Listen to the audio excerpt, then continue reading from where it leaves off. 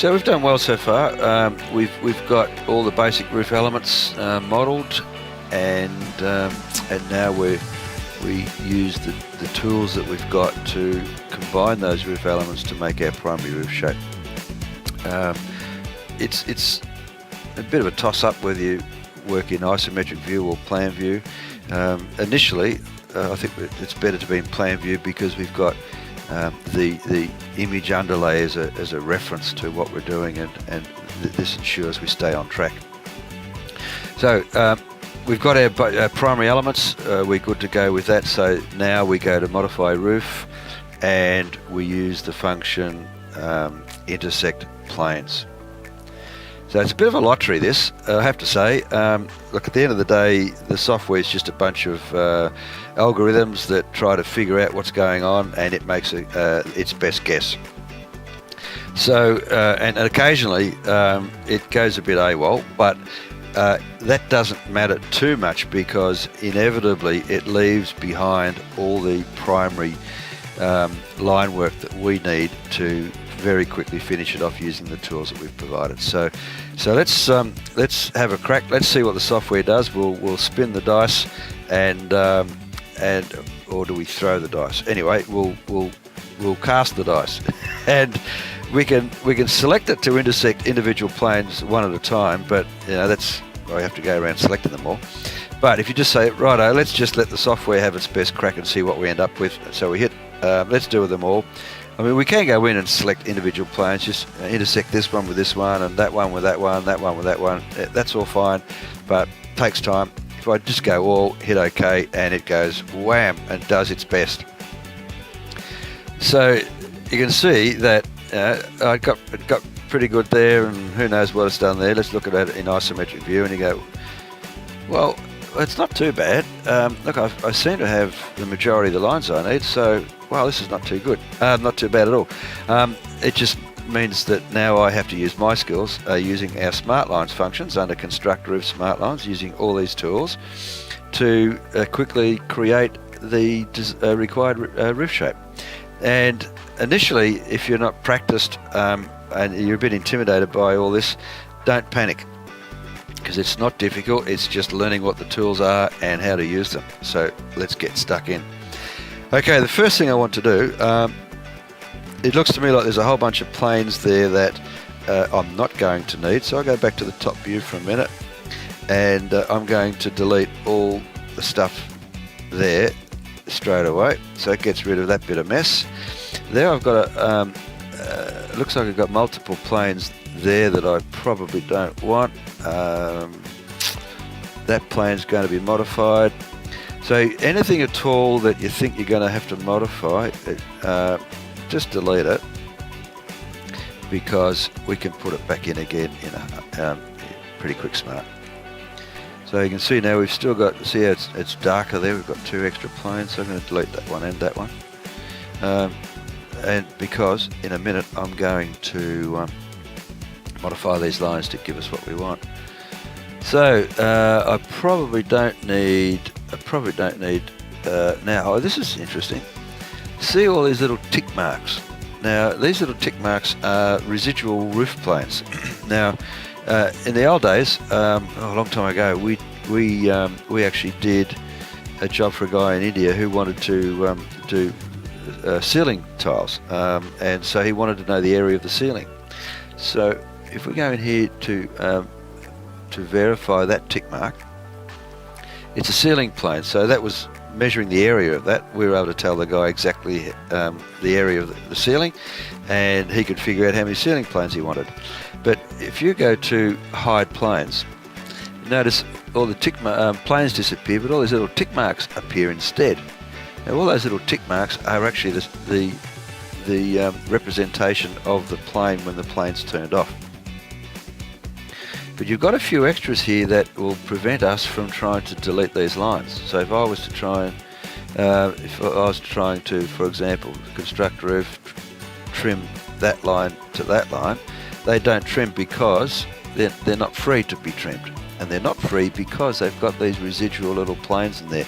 And unless you're looking for those, that will stop you in your tracks. So the thing to do is any of these little tick marks that you think, I don't know what that is, but I don't want it, I've missed one, just delete them. If you need to put a plane back, it's a simple process of putting the plane back. I really don't need the ceiling plane because I'm not doing ceiling tiles, so I get rid of that too. Now when I go construct roof, trim corner, trim that corner to that corner, bam, it does it. But the next thing that's going to be a problem for me is I want a little bit of a line that comes across here. Now if I try and trim that line, see it's one continuous line, so if I trim it I haven't got one for the other end. So you've got a function here to divide the line into bits, so divide that line into two, so now I've got two lines. Now when I trim to the corner, get that end of that line and trim it to that line, and now I've got one roof plane ready to insert. Now I found over time the best way to get things progressed is to, as soon as you reckon you've got a plane that's correct, put it in, because that locks it. You can't delete it, any of the lines, or mess up any of the lines if there's a plane there. Now you see that's one continuous line too. So we'll divide that line into two. Yep. So now when I trim, I want to trim that end of that. Oops, wrong one, wrong end. That end of that one to that. So now when I put my plane in, navigate around there, automatically track around, no, yes, plane's in. Those two planes are locked and loaded, so they can't be messed up, and they're basically finished. Now you've got a lot of other line work here that's redundant. I need to put a little bit of line there, so what I can do is trim that end of that line to that end of that line. No, yes, okay, so that's got that end sorted out. I've probably got lines there I don't need anymore, so I can get rid of those.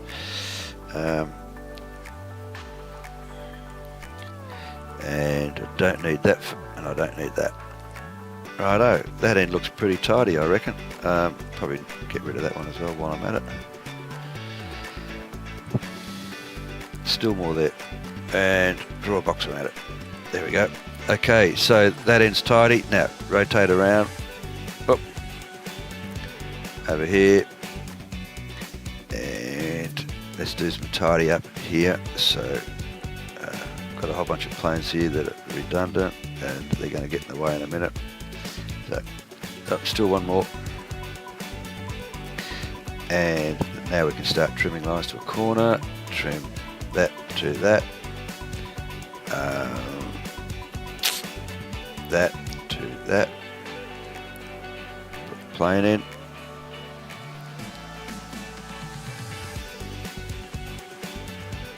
oops, pay attention, Ray, sorry guys, no, yes, no, yes, go, right, and now this one.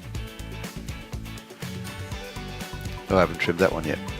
Okay, that's a redundant line. We've got to trim this fellow in, otherwise he's not going to have a boundary. Trim that to that.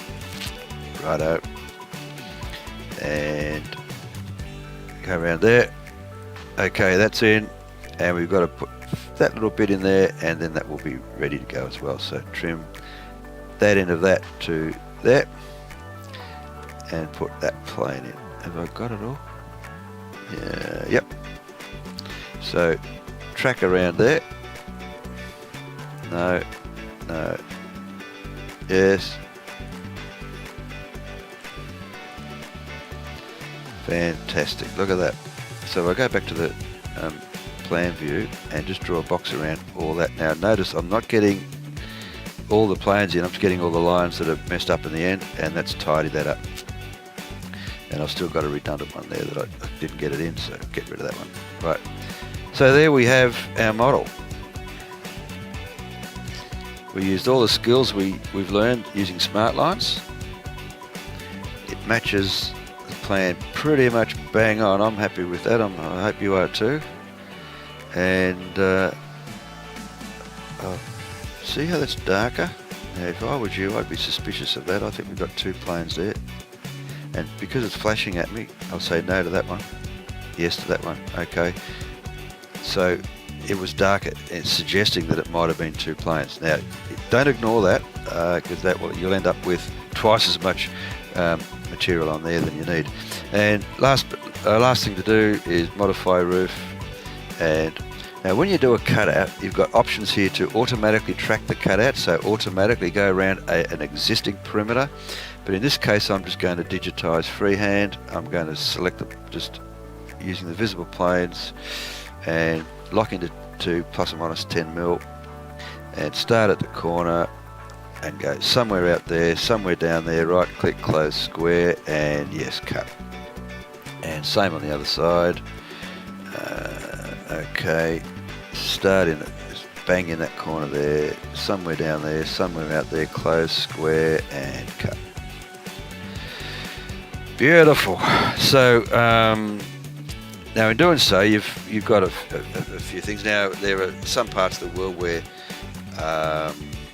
they put cladding on those, and we use those planes to put the cladding on. But in our case, we're not going to do that. So what I would do to tidy up is just draw a box around the end of that. That cleans up all that end. Oh, and there's a whole bunch of them that end too, so let's do edge end. Draw a box around there to get rid of that. If you needed those planes to be there, well then clearly you're not going to delete them, but we don't need them. And there's our job. And pay attention to little bits of tidbits like that are hanging around that might be incorrect. There's another one down there.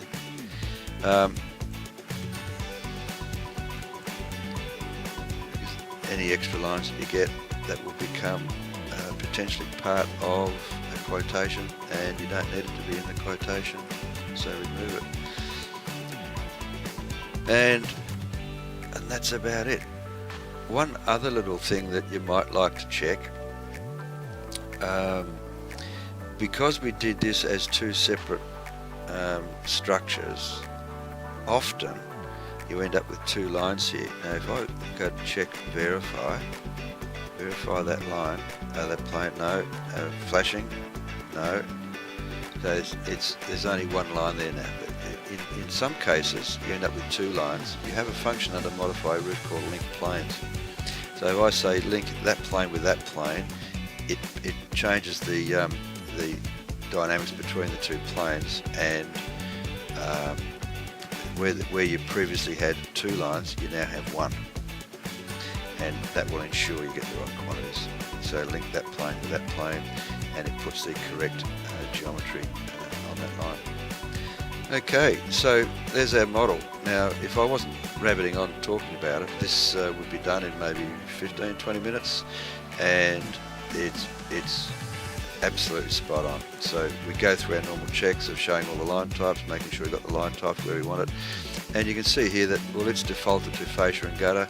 You probably wouldn't have fascia and gutter there, so double click that line. You probably have, I don't know, maybe a transition flashing or something. So I've got a thing called user line 3 is transition, so I'm going to make that a transition line. That will probably be a transition too.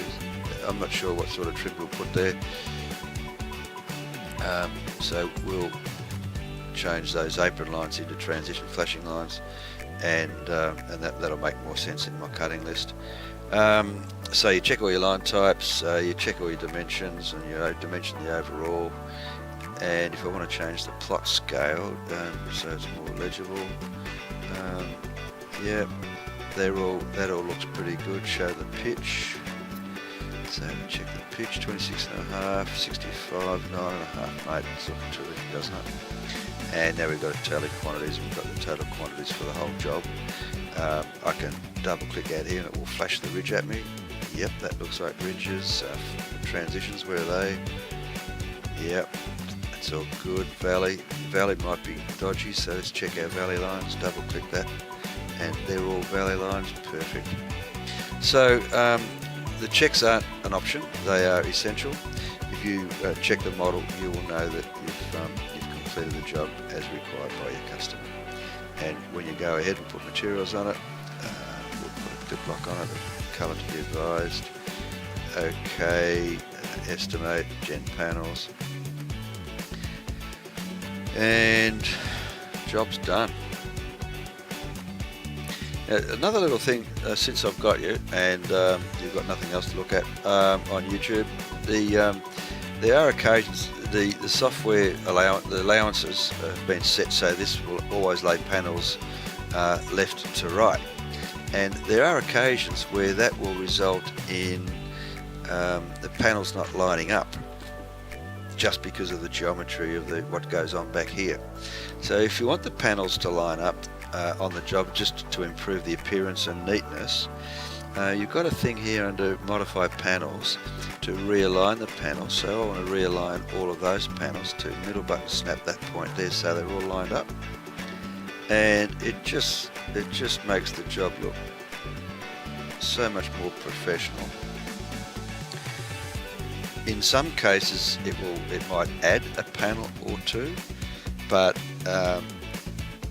it just looks a ton better.